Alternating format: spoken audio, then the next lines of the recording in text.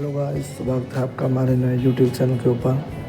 यहाँ पे डाइकन का VR-V4+ लगा हुआ है। यहाँ पे टोटल 2 सेक्शन है। हर एक सेक्शन के अंदर 2 आउटडोर कनेक्टर है।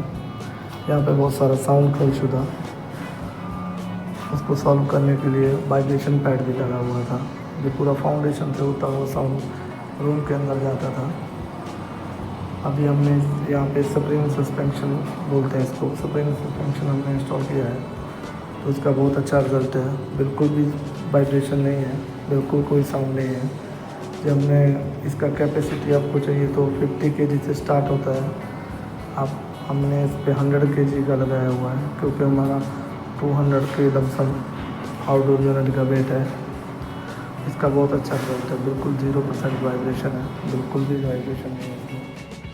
अगर ये वीडियो आपको अच्छी लगी हो तो यार लाइक ठोकते हुए शेयर मारो और इस चैनल का सब्सक्राइब बटन लेके भागते हुए साथ ही उससे लग के जो घंटी है उसे भी बजाते हुए निकलो।